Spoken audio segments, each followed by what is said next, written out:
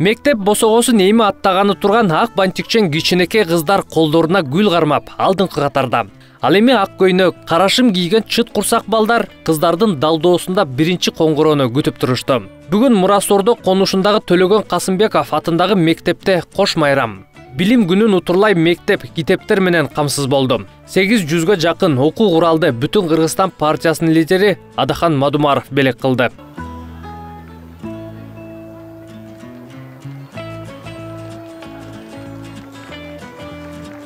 Үстүбүздөгү жылдын 25 майында аталган мектептин окуучулары Жогорку кеңештин имаратында болуп, Адахан Мадумаров менен жолугушкан. 2 сааттан ашык убакыт балдар саясий лидер менен кызуу маек куруп, баарлашуунун соңунда балдар жана мугалимежелер китептер жетишсиздигин айтып жардам сурашкан. Адахан Мадумаров билим алуу үчүн жардам сураган балдарга көмөгүн аябай турганын айткан болчу. Бүгүн китептерди тапшыруу алдында сөз сүйлөп жатып, окуучулардын суранычын кубануу менен кабыл алганын белгиледи. Мектеп жамаатынын окуучу мугалимдерге, агайларга мен терең ыраазычылык билдирем. Төлөгөн Касымбеков атындагы мектептин жогорку класстын окуучулары ошол жогорку кеңешке барып, саякат жасайлы, ошол Бүтүн Кыргызстан партиясынын депутаттары менен жолугушалы деген тилек айтышкан экен. Биз жолугушканбыз. Жолугушуп сүйлөштүк, бирок убакыт аз болуп калган. Ошондо кыздар, балдар бир сураныч айтышкан. Мектебибиз жаңы, китепканабызда бираз китептен кемчиликтерибиз бар. Мүмкүнчүлүк болсо ошол китептерден жардам бересизби деген суранычын айтышкан. Менин жүрөгүмдү чындап кубанткан ошол сураныч. Адатта биздин жаштар сураса эле спорт зал сурайт, топ сурайт, күрөшө турган жанакы матрас сурайт, башка нерселерди сурайт. Китеп сураганды биринчи жолу уктум да, чын дилден көкүрөгүм менен, жүрөгүм менен кубандым.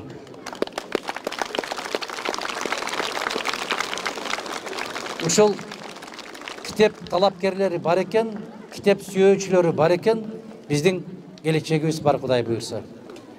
Мына ошол убадабызга туруп, бүгүн бираз болсо кичине белегибизди алып келдик. Билим күнү 780 даана китеп. Бул бир жолку эле сиздерге көрсөтүлгөн мындай бир белек эмес. Бул улана берет. Бул келе берет. Буйрса, биздин фракциянын депутаттары дагы башка ушундай бир колдоо көрсөтөбүз деген азаматтар байма-бай келип сиздер менен дайым тыгыз байланышта болуп турабыз деп ишендирип кетким келет. Адахан Мадумаров мектеп босогосун аттаган бөбөктөргө жылуу сөздөрүн арнап, жогорку класстын окуучуларына жана ата-энелерине кайрылып, билим алууга болгон аракетти жумшоо керектигин айтты. Илим, билим деген сөздөр эмнегедир сейрек колдонуп калган. Билимдүү миңди жыгат деген сөздөр дагы башкачараак болуп түшүнүккө ээ болуп калды. Бирок дагы бир жолу мындай бир баса белгилеп айтышыбыз керек. Азыр мектебибиздин директору айткандай, жарыктыкка жетиш үчүн билим гана керек.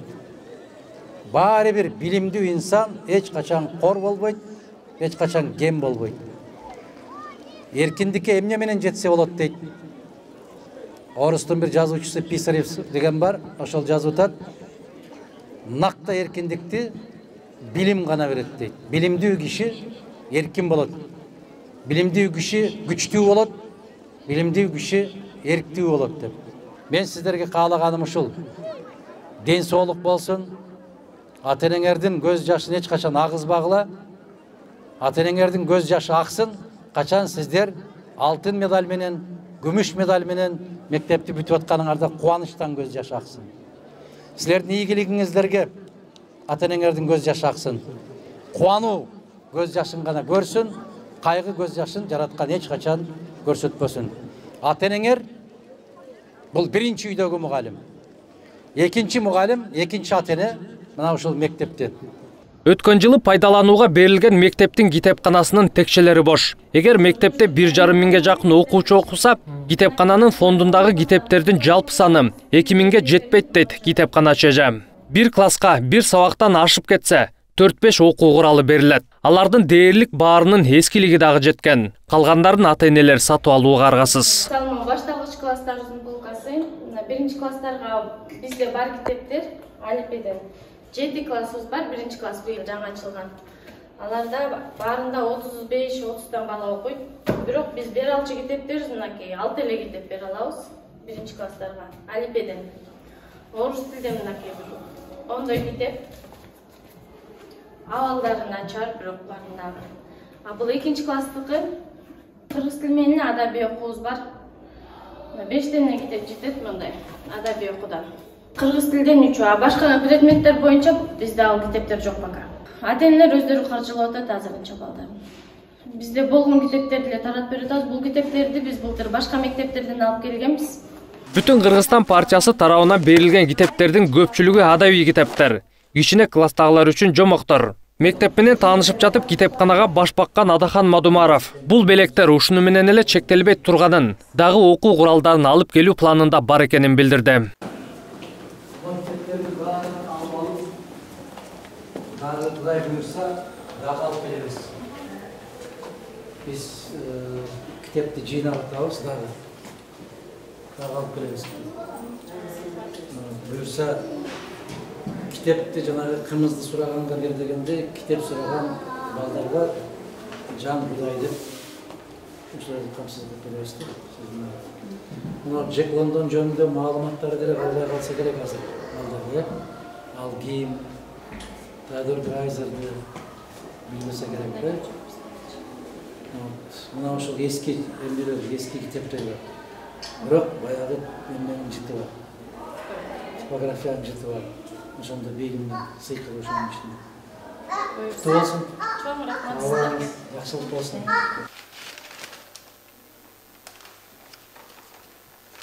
1630 эле китебиз бар. Адабий китептерибиз аябай эле аз болчу. Буюрса ушул китептер менен дагы толукталат фондубуз деп ойлойм. Чоң рахмат сиздерге. Бул китептер бизде негизи жок болчу. Орус жазуучуларынын көп китептери жок болчу. Чоң рахмат бул китептер менен балдарды окутуп бардыгына таратып берип окуганга эми шарт түзүп беребиз. Мектептин ичине саякат учурунда ата-энелер комитетине да Адахан Мадумаров менен пикир алмашууга мүмкүнчүлүк түзүлдү. Алар балдардын каалоосун четке какпай, жогорку кеңешке чакырып, китеп сураган сураныштарын аткарып жатканына ыраазычылык билдиришти. Өз кезегинде Адахан Кимсанбаевич билимге умтулган адамга болгон жардамын берүүгө дайым экенин дагы бир ирет билдирип, азыркы жапайы заман өтүп, билимдүүлөрдүн заманы келээрин белгиледи. Сизге да рахмат, ушу биздин үйүбүздү угуп, ушу жок деле четке какпай келип бердиңиз, кабыл алдыңыз. Ушунча 700 китеп. Биз өзүбүз айттык го, 4-5 айда биз 100 китеп арамчы болдук. 780 китеп. Bunun için biz daha buyursa 500 kitap. Биздин окуучулардын да буюрса китепке кызыгуулары болуп атат. Уже биз библиотекага келип көрүп аттык. Уже мындай күндөн күнгө уже келип алып, уже эметип атышты да. Баары бир эртеге кечпей бүгүн телефон чыгып отургандарды, эртең китеп окуп отургандарын үстөмдүк кылат. Келет ошондой заман буюрса. Бул баягы жапайы заман тез өтүп кетет. Келет баары бир китеп окуган инсан өтөт, узат. Құдай бұйырса.